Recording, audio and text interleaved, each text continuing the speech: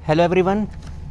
कल हमने पढ़ा था बिज़नेस सर्विसेज के बारे में, उसके फीचर्स हमने पढ़े थे और हमने पढ़ा था टाइप्स ऑफ बिज़नेस सर्विसेज। तो पहला हमने टाइप पढ़ा था, बैंक के बारे में हमने पढ़ा था, बैंकिंग सर्विसेज के बारे में हमने पढ़ा था। तो अब बैंक किसे कहते हैं? बैंक का एक बहुत पुराना इतिहास है। जैसे आपको ऊपर लिखा हुआ दिख रहा है कि पहले उसे बैंकी, बंकेरी, बांकी, बैंक क्यू भी बोलते थे अलग अलग लैंग्वेजेस में। तो उसके बाद बैंक बना था। बैंक का मतलब होता है कि ऐसी ऑर्गेनाइजेशन जो कि सिर्फ मनी में ट्रांजैक्शंस करती है, ना ये कुछ प्रोड्यूस करती है, ना ये कुछ मैन्युफैक्चरिंग करती है, ना ही कोई और काम करती है। ये सिर्फ मनी में ट्रांजैक्शंस करती है। मतलब कि मतलब लोगों, जनरल पब्लिक के जो पैसा है, उनके पास जो सेविंग्स है, वो उसे एक्सेप्ट करना है एज ए डिपॉजिट। वो पैसा जो है इंडस्ट्रीज़ को या बिजनेसमैन को उधार देना as a loan. Agency functions भी परफॉर्म करती है, क्रेडिट क्रिएशन भी करती है और जनरल सर्विसेज भी प्रोवाइड करता है। जैसे लोकल फैसिलिटीज़ हैं, डेबिट कार्ड, क्रेडिट कार्ड्स, तो ये सारी फैसिलिटीज़ बैंक देता है। बैंक का मतलब आपको समझ में आ गया कि एक ऐसी ऑर्गेनाइजेशन जो मनी में ट्रांजेक्शन्स करती है, पब्लिक का डिपॉजिट लेके वो वाला पैसा किसी बिजनेसमैन को आगे लोन पे देती है और उनसे हाई इंटरेस्ट चार्ज करती है। तो ये है बैंकिंग बिजनेस। अब हम आगे पढ़ेंगे बैंक्स के क्लासिफिकेशन कैसे कैसे हैं। अब बैंक्स के दो टाइप की क्लासिफिकेशंस हैं। फर्स्ट है classification on the basis of ownership, second है classification on the basis of functions. पहले हम पढ़ेंगे on the basis of ownership, क्योंकि ये आप थोड़ा बहुत पढ़ भी चुके हैं तो आपको थोड़ा समझ में जल्दी भी आ जाएगा। तीन ही पॉइंट्स हैं classification on the basis of ownership में। पहला है पब्लिक सेक्टर, फिर है प्राइवेट सेक्टर, फिर है कोऑपरेटिव सेक्टर। पब्लिक सेक्टर में जैसे हम पढ़ चुके हैं ऑलरेडी कि पब्लिक सेक्टर का मतलब होता है कोई एक ऐसी बिजनेस ऑर्गेनाइजेशन जिसमें गवर्नमेंट का शेयर जो होता है कम से कम 51% होता है और मैक्सिमम 100% हो सकता है। तो गवर्नमेंट का कंप्लीटली इन पे कंट्रोल रहता है, क्योंकि 51% का मतलब होता है मेजॉरिटी होना कंट्रोल या मैनेजमेंट ओनरशिप में। जो ओनरशिप जिसके पास ज़्यादा होगी वही इसका मैनेजमेंट कंट्रोल कर पाएगा।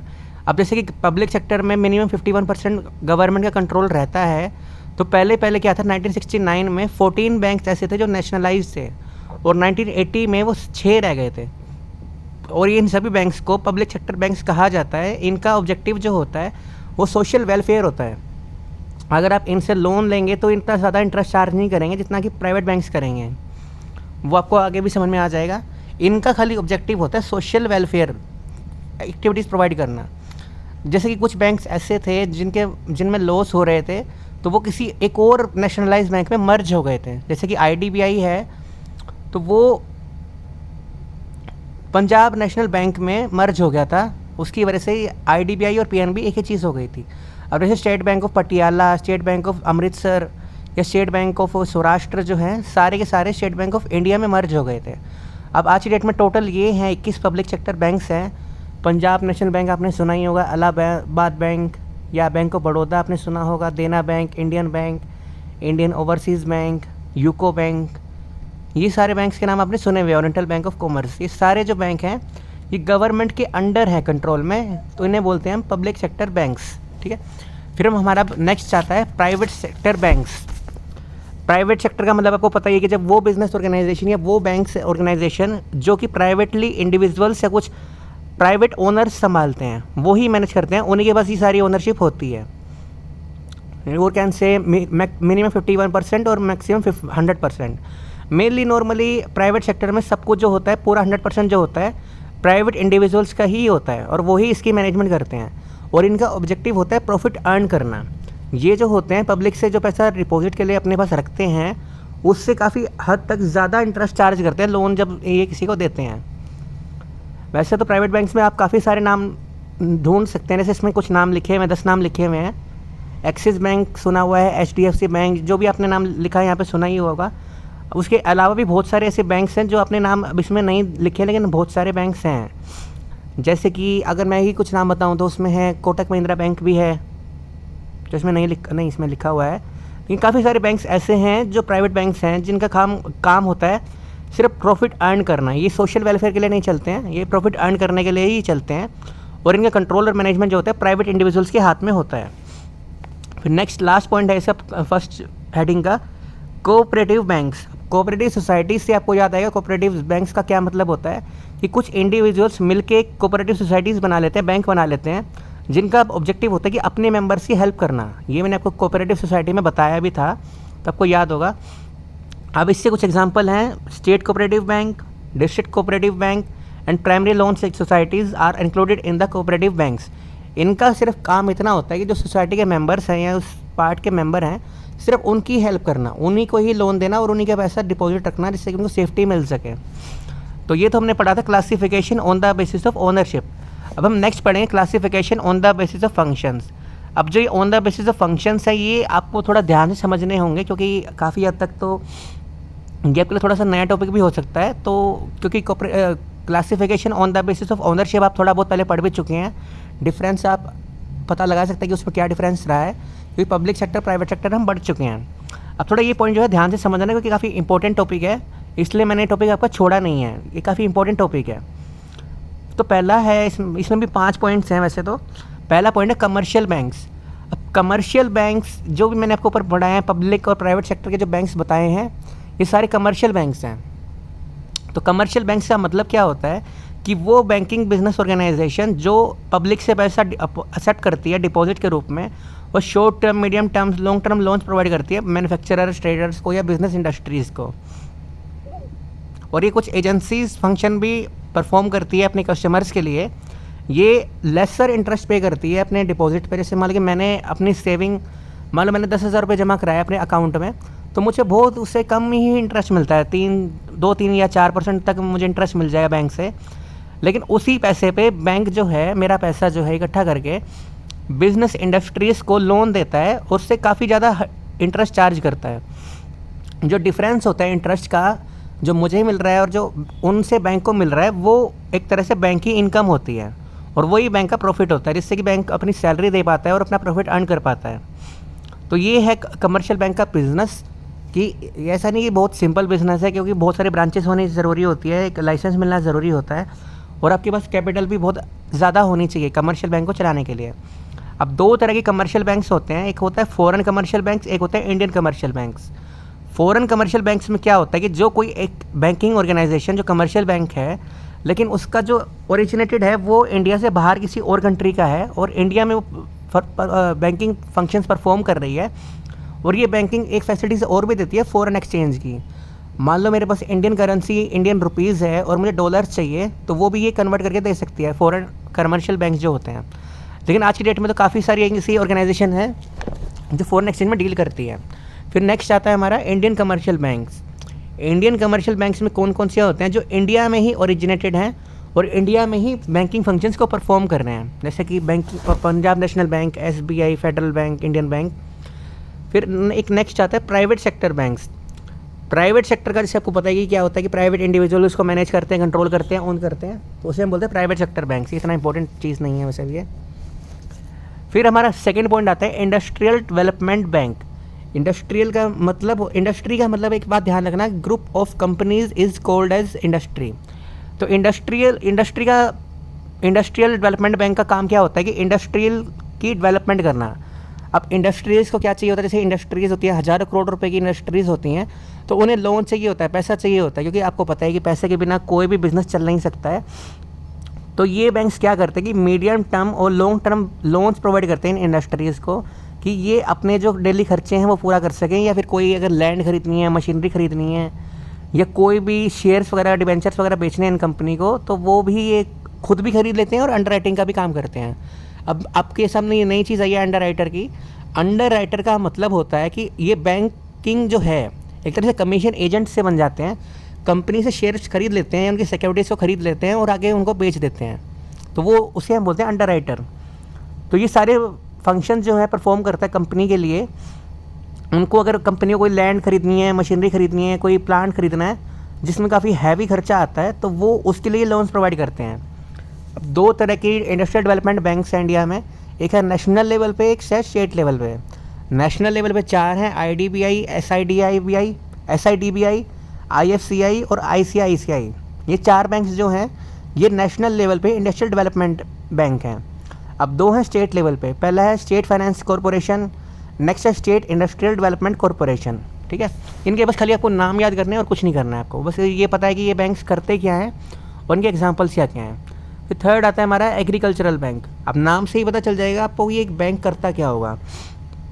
एग्रीकल्चरल बैंक एग्रीकल्चर के एक्टिविटीज़ के लिए लोन्स प्रोवाइड करता है, मीडियम टर्म्स और शॉर्ट टर्म के लिए। जैसे शॉर्ट टर्म्स के लिए क्या चाहिए होता है कि जैसे किसी को खाद खरीदनी है, बीज खरीदने हैं, या किसी को फर्टिलाइजर्स खरीदने हैं, तो उसके लिए चाहिए उसे शॉर्ट टर्म लोन्स, मतलब मिनिमम 3-4 महीने के लिए, 6 महीने के लिए या 1 साल के लिए। या फिर उसे चाहिए लॉन्ग टर्म लोन्स, ट्रैक्टर्स खरीदने के लिए या कोई बहुत बड़ी मशीनरी खरीदने के लिए उसे चाहिए फिर लॉन्ग टर्म लोन्स, मतलब कि 3 साल, 4 साल या 6 साल तक के लिए हमें उन्हें चाहिए ट्रैक्टर्स खरीदने के लिए।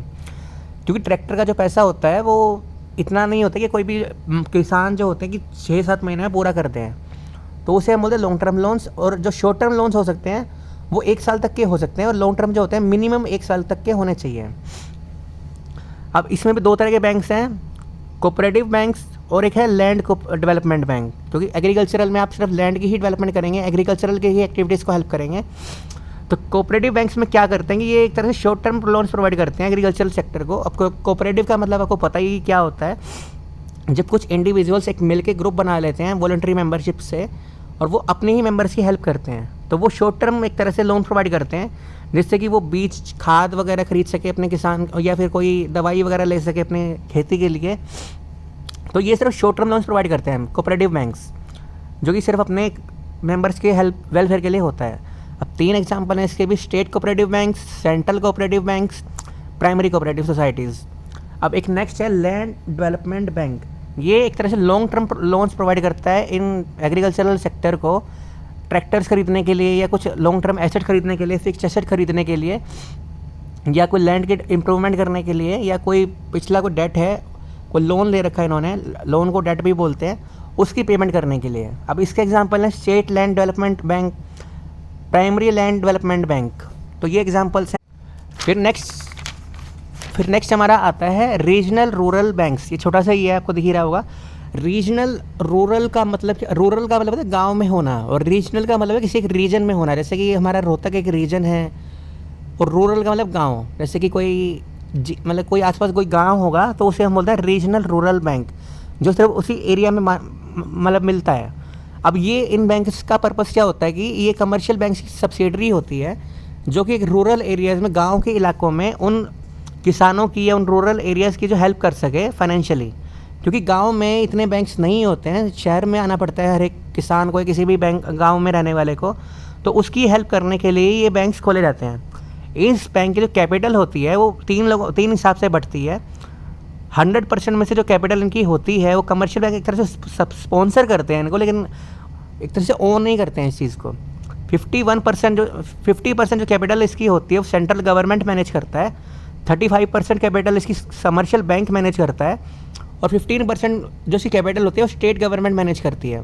अगर जैसे कोई ये बैंक हरियाणा में है, हरियाणा के किसी गांव में है, तो 15% हरियाणा की गवर्नमेंट की होगी। अगर ये गांव किसी मुंबई में है तो वो 15% जो है महाराष्ट्र गवर्नमेंट का होगा।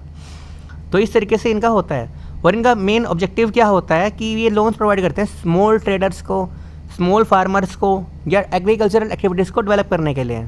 ये बैंक्स होते हैं गाँव के इलाकों में।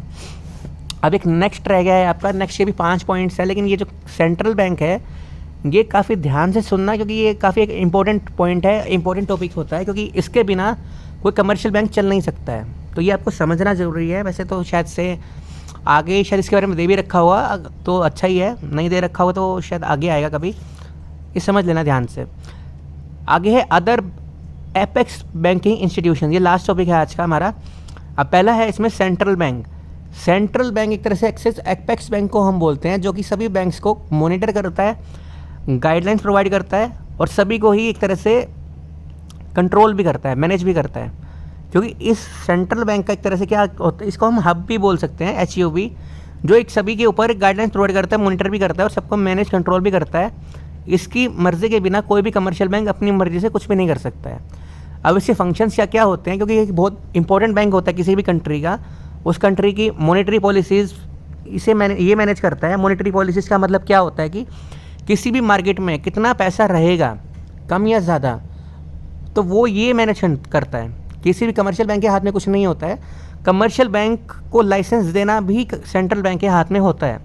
जैसे कि इंडिया का सेंट्रल बैंक है RBI, reserve bank of India, इसके साथ में फ़ोटो भी लगी हुई है यहाँ पे। तो ये इंडिया में एक ही है। और ये होता है गवर्नमेंट के अंडर।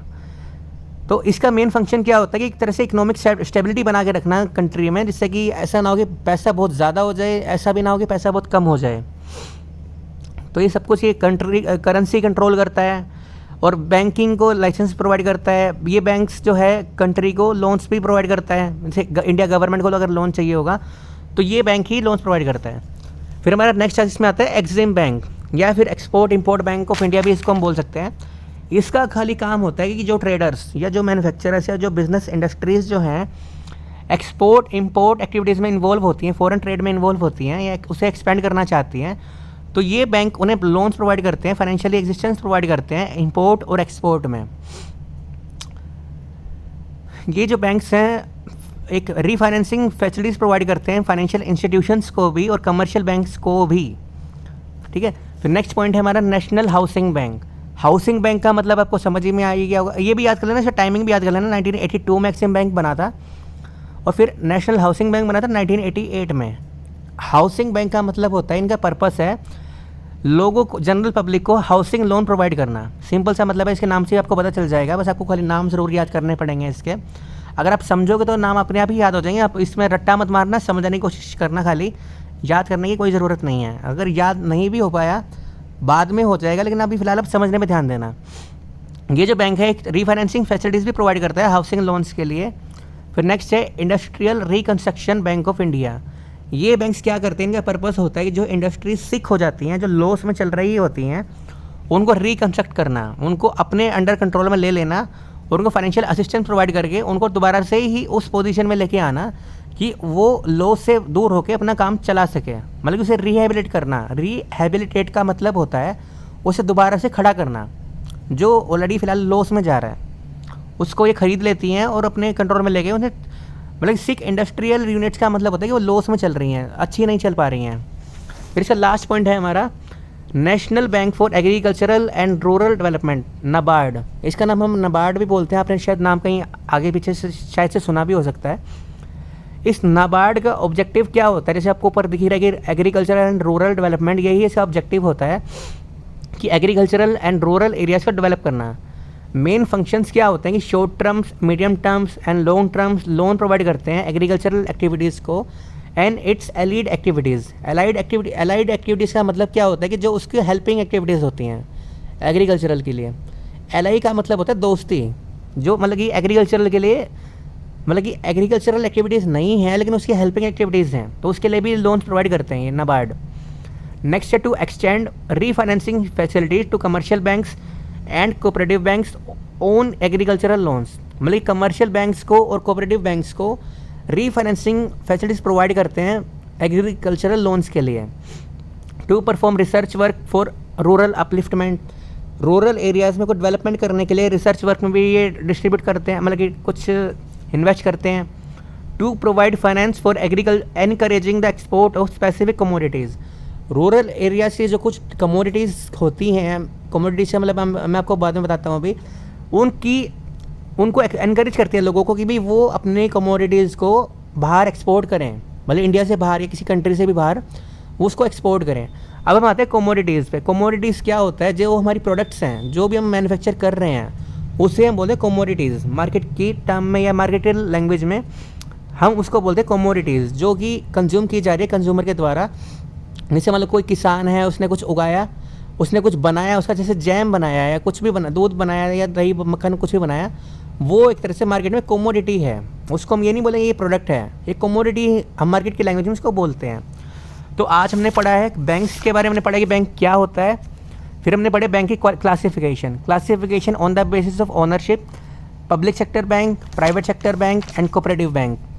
फिर हमने पढ़ा classification on the basis of functions. पहला हमने पढ़ा commercial banks, foreign commercial banks, Indian commercial banks. Indian में थे पब्लिक सेक्टर बैंक्स जो हम पढ़ चुके हैं, प्राइवेट सेक्टर बैंक्स। फिर है हमने पढ़ा IDBI, इंडस्ट्रियल डेवलपमेंट बैंक, जो कि इंडस्ट्रीज के लिए होता है। Medium terms and long term loan provide करते हैं ये नेशनल लेवल, स्टेट लेवल पे। फिर नेक्स्ट आता है हमारा एग्रीकल्चरल बैंक, जो कि एग्रीकल्चरल एक्टिविटीज़ को हेल्प करने के लिए फाइनेंसिंग प्रोवाइड करता है। मतलब कि कोऑपरेटिव बैंक्स भी हो सकते हैं इसमें और लैंड डेवलपमेंट बैंक भी होते हैं। कोऑपरेटिव बैंक्स जो होते हैं वो मीडियम टर्म या शॉर्ट टर्म लोन्स प्रोवाइड करते शॉर्ट टर्म लोन्स प्रोवाइड करते हैं, और लैंड डेवलपमेंट बैंक जो होते हैं लॉन्ग टर्म फाइनेंस प्रोवाइड करते हैं। फिर नेक्स्ट हमारा आता है रीजनल रूरल बैंक, जो कि गाँव के एरियाज़ को डेवलपमेंट करने के लिए होता है। इसमें 3 लोगों की कैपिटल होती है। 50% कैपिटल जो है सेंट्रल गवर्नमेंट की, 35 कमर्शियल बैंक्स की, और 15% स्टेट गवर्नमेंट की जहाँ पे वो बैंक है। ये स्पॉन्सर किया जाता है इस कमर्शियल बैंक से, क्योंकि उनके बिना 35% का शेयर जो है वो अधूरा रह जाएगा। फिर हमारा नेक्स्ट आता है अदर बैंकिंग इंस्टीट्यूशंस। पहला है सेंट्रल बैंक, जैसे कि इंडिया में RBI है, सभी को मॉनिटर करता है, गाइडलाइंस प्रोवाइड करता है। Exim bank export import activities को के लिए एनकरेज करता है, हेल्प करता है, जिससे कि कोई बिजनेस ग्रो कर सके। फिर है NHB, हाउसिंग लोन्स प्रोवाइड करता है ये। फिर है इंडस्ट्रियल रिकंस्ट्रक्शन बैंक, जो 6 यूनिट्स होती हैं उनको अपने अंडर कंट्रोल में लेके उन्हें डेवलप करता है, उन्हें लॉस से बचाता है, उनकी मैनेजमेंट ये खुद संभालता है, फाइनेंसिंग भी प्रोवाइड करता है। फिर हमारा लास्ट है NABARD, ये होता है रूरल एंड एग्रीकल्चरल एक्टिविटीज़ और उनकी अलाइड एक्टिविटीज़ को डेवलप करने के लिए लोन्स प्रोवाइड करता है, medium term, short term and long term, और उनमें इन्वेस्ट भी करता है। तो ये था हमारा आज का टॉपिक। Thank you.